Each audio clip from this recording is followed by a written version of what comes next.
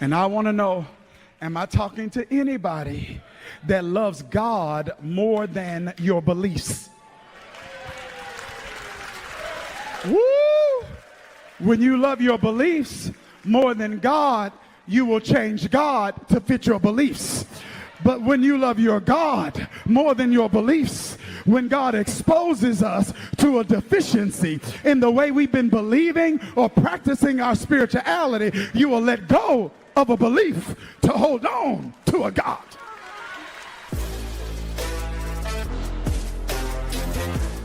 So this is the kind of conversation that Paul is having with believers in Corinth. He's trying to get them to see, I'm trying to get you to change the way you live in. Not because this way is simply right. He says, I'm trying to get you to change the way you're living because this way I'm introducing you to is better. He says, I want to show you better. And so he's having this conversation with them. I don't know if we're ready. I don't even know if I got time now. But let me just, I'll finish it Wednesday, but let me just dip my toe in the water here, because the transition he's trying to get them to make, Will, is a religious transition. Uh-oh. Yep. He's talking to them in 2 Corinthians 3, actually, about the new covenant. Is that right? I said, is that right? He calls himself a minister of the new covenant. He's trying to get them to see that their old practices can get them to a new level. So in order to elevate them so that they desire the new covenant, he's got to expose them to the deficiencies in the old one. I'm going to say that one more time, Change Church. In order to elevate them and to get them to pursue the new covenant, he's got to expose the deficiencies of the old one. And they've got to be emotionally mature enough and spiritually flexible enough to get exposed to a deficiency without being offended. Did you hear what I just said? I said, did you hear what I just said? He's letting them know, hey, I'm not hating on this. I'm telling you that this is not sufficient for where you want to go. And so he has to expose the deficiency to create in them a desire to pursue God's best. They're spiritually settling, but they don't know it.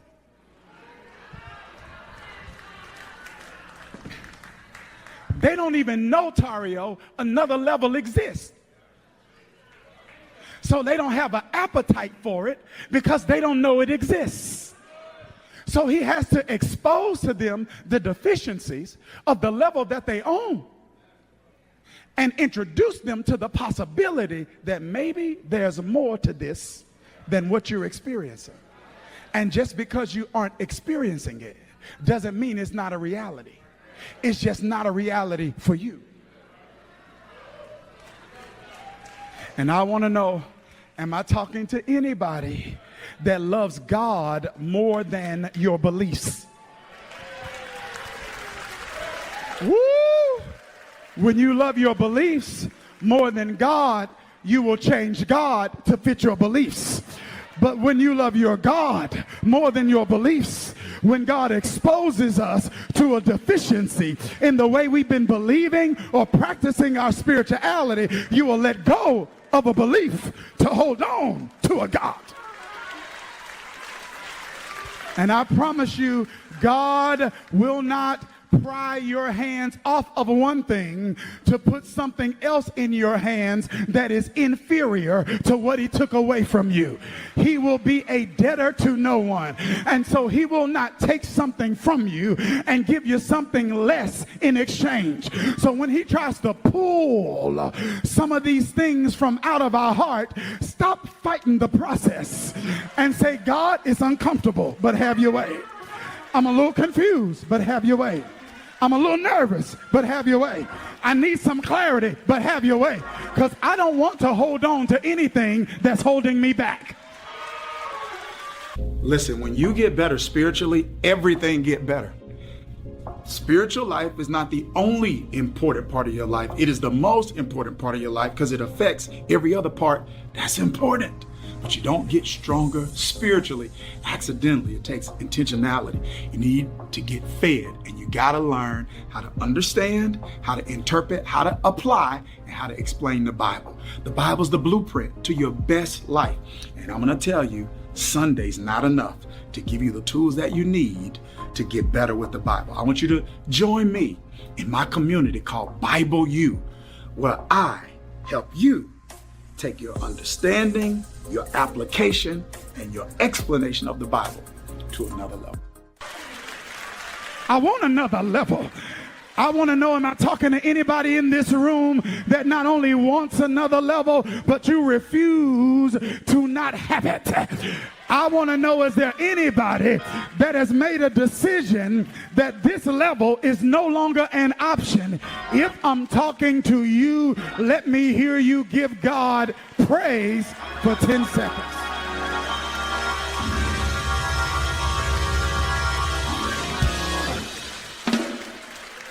If I'm making sense, wave at me. So let me get very practical here. In order for God to take my prayer life to the next level, one of the things he may have to do is expose the deficiencies in my current one.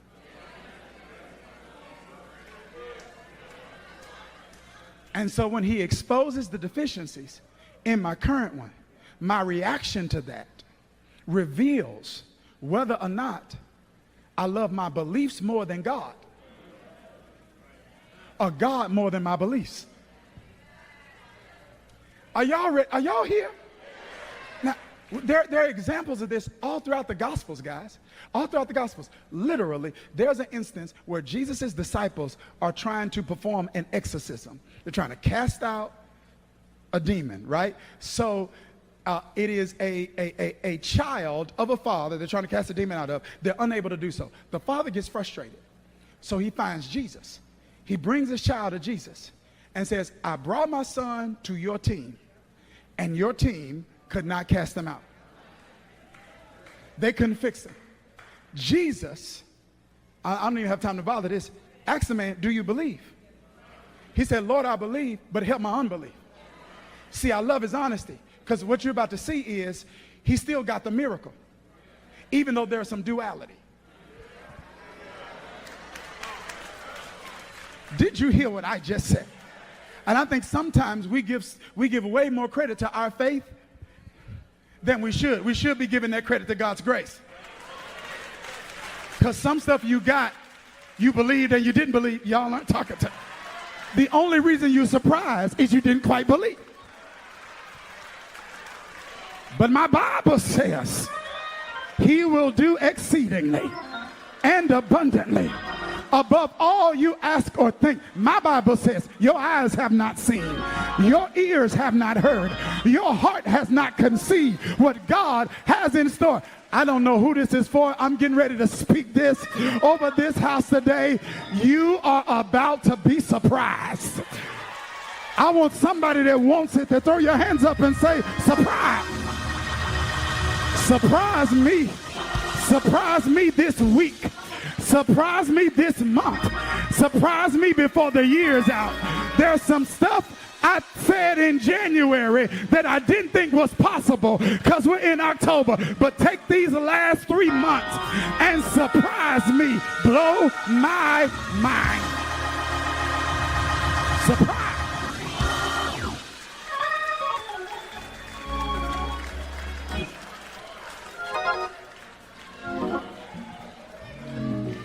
Am I making sense? So I can't be offended by the exposure. I can't be offended when God showed me it's another way to do it. I can't be offended when God says, tweak this right here.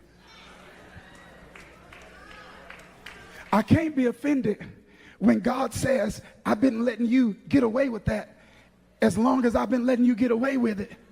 But that doesn't mean I'm okay with it.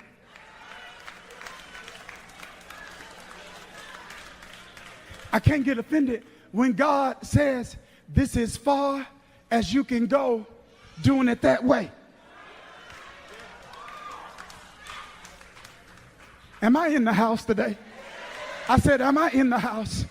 I want to know, is anybody ready for God to shake some stuff up? But he can't shake some stuff up without shaking some stuff up. And we want God to shake some stuff up without shaking some stuff up. And Paul says to these people of Corinth, listen, I know y'all are accustomed to it this way. I mean, honestly, if you look at a lot of Paul's letters, like you got some Corinth, Galatians, Hebrews, this is one of his major fights. It's trying to get people to let go of ways of practicing their religion that are reflective of the old covenant and not the new one. I don't have time. And even though we live in a new covenant era, we still, many of us, have old covenant mindsets. Did you hear what I just said? And so the same battle that the Holy Spirit was trying to fight through Paul is the same battle the Holy Spirit is fighting now. And he's trying to expose to us the inferiority of some of these practices and pull us into another level. And am I talking to anybody that wants another level in your life spiritually? Lord. Well, I want you to know that Paul not only tells us that it is possible, he tells us how it's possible. It's in the text. This is what he says. He says that we, with an unveiled face, beholding in a mirror, as the glory of the Lord, are being transformed into the same image from glory to glory.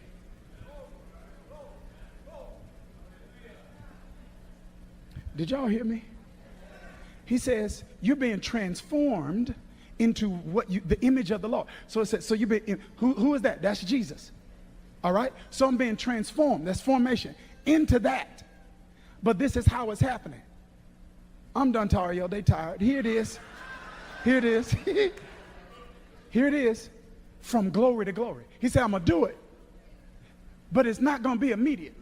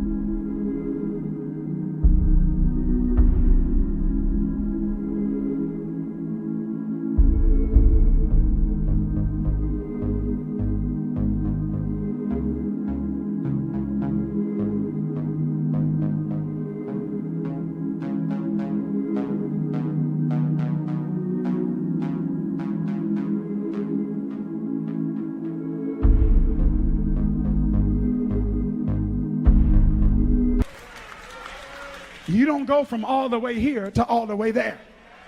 He says, I'm going to do it from glory to glory. I'm going to do it from level to level. I'm not going to do it all immediately. I'm going to do it incrementally. Just because I hadn't done it all doesn't mean I'm not going to do it all. I got to go. Stop panicking. I'm going to do it all. Stop worrying. I'm going to do it all. Stop spazzing out. I'm going to do it all. Stop complaining. I'm going to do it all. Stop stressing. I'm going to do it all. I'm just not going to do it all at one time.